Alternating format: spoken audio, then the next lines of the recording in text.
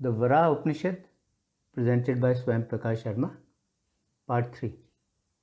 Part 3 consists of the remaining verses of Chapter 2, from verses 43 to 83.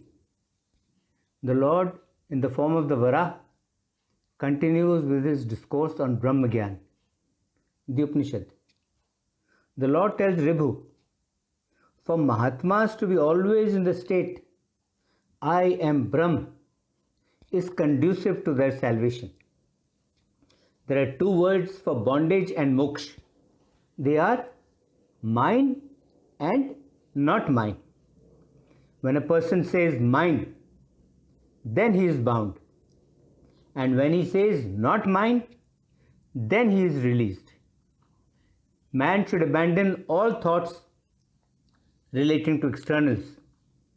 He should also abandon all references to internals.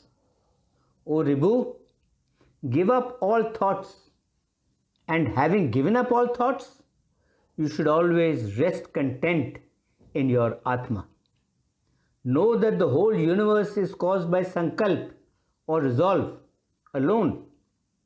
It is only through sankalp, it is only through resolve that the universe manifests. Therefore, abandon the universe which is of the form of sankalp. Then, having abandoned the universe which is of the form of sankalp, fix your mind on the nirvikalp, the one that is changeless. And doing so, meditate upon my abode in your heart. O most intelligent being, pass your time in meditating upon me. Glorify me in songs. Talk about me to one another. And in this way, devote yourself entirely to me as the Supreme. Whatever is Chit or consciousness in the universe, all that is only Chinmatra. This universe is Chinmay only. You are Chit, I am Chit. You are consciousness, I am consciousness. Therefore, contemplate on the words also as Chit or consciousness. Make the desires nil. Eliminate all the desires. Always be without any stain. How then can the bright lamp of Atmic Gyan or Atmic knowledge that shines through the Vedas, how can that Gyan be affected by the karma that arises from the ignorance of the actor and of the agent?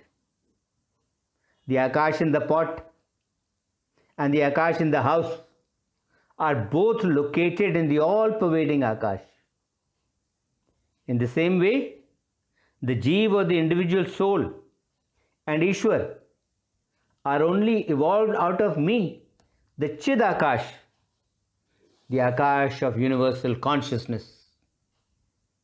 So that which did not exist before the evolution of the Atmas, the Jivatmas or the individual souls and Ishwar, and that which is rejected at the end, at the time of the universal deluge, is called Maya by Brahm Gyanis or by knowers of Brahm through their discrimination. When Maya and its effects, the universe, when these are destroyed, then there is no state of Jeev.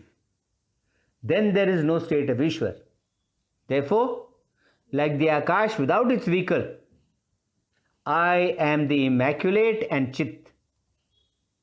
The creation which has the power of sense perception and the creation which does not have the power of sense perception, right from Ikshan or thinking to Pravesh or entry of those having the forms of Jivas and Ishwar, is due to the creation or the illusion of Ishwar, while the sansar or worldly existence from the waking state up to the state of salvation is due to the creation of Jeev. So the karmas that are ordained in the sacrifice of Trinichak, so called after Nachiket of Kat Upanishad, to Yog, all these are dependent on the illusion of Ishwar. While the systems from Lokiyat, their theistical system, to that of Sankhya. All the systems rest on the illusion of jivas.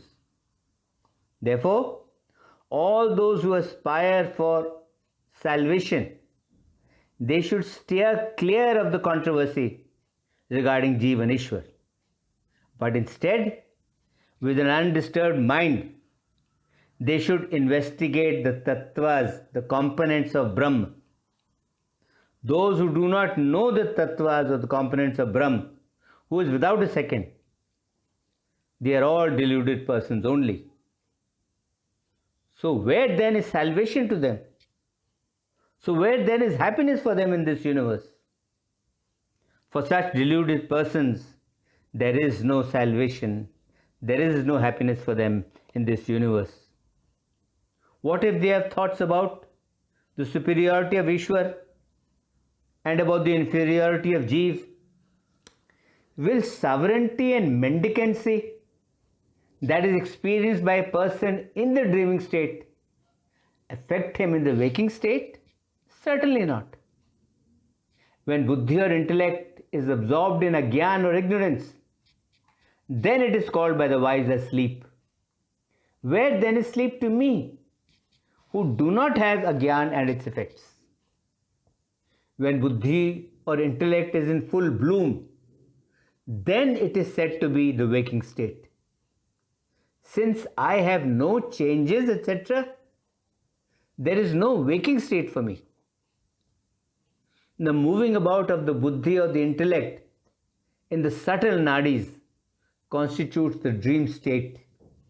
In me, who am without the act of moving about, there is no dreaming.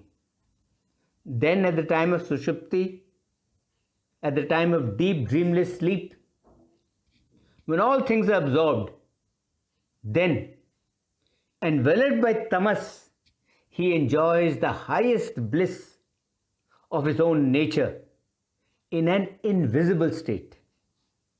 If a person sees everything as chit, if a person sees everything as consciousness without any difference, then he alone is an actual Vijnani.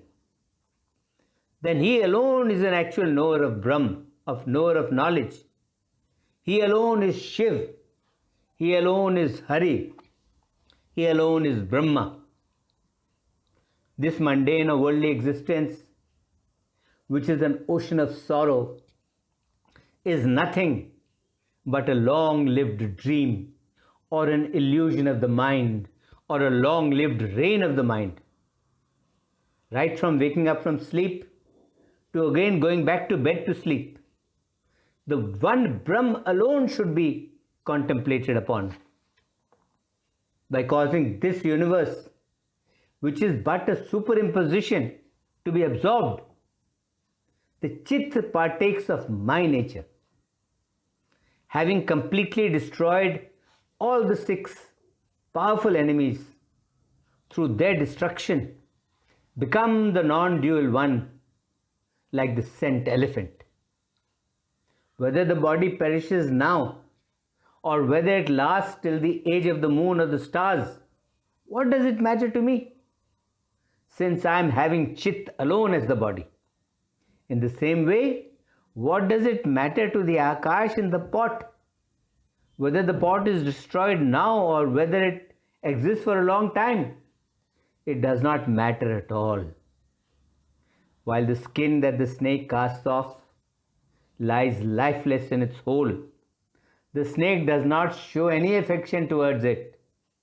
In much the same way, the wise do not identify themselves with their gross or with their subtle bodies. If the knowledge which causes delusion that the universe is real, if that delusive knowledge is destroyed by the fire of Atma Gyan, by the fire of the knowledge of the Atma, then the wise man becomes bodiless through the idea that Brahm is not this, that Brahm is not this. Shastras and the knowledge of the reality of the universe both perish. Through direct perception of the truth, a person's fitness for actions in this universe ceases. With the cessation of prarabdha, which is the portion of the past karmas which is being enjoyed in this present life, the destruction of the manifestation of the universe takes place. Maya is thus destroyed in a threefold manner. If within the person no identification of the Jivatma with Brahma takes place, then the state of separateness of the Jiv from Brahm does not perish. Then the Jiv Atma continues to be separate from Brahm. However, the non-dual one is truly discerned. Then all affinities, all attractions for objects cease. However, when the non-dual one is truly discerned, then all affinities, all attractions for objects cease. And with the cessation of prarabdha, arising from the cessation of affinities, there is cessation of affinity for the body. Therefore, it is certain that Maya perishes entirely in this way. It is said that all the universe is that Brahm alone and is of the nature of Sat or truth. It is said that the universe shines. If it is said that the universe shines, then it is Brahm alone that shines. The mirage of all the water that we see in an oasis is really no other than the oasis itself.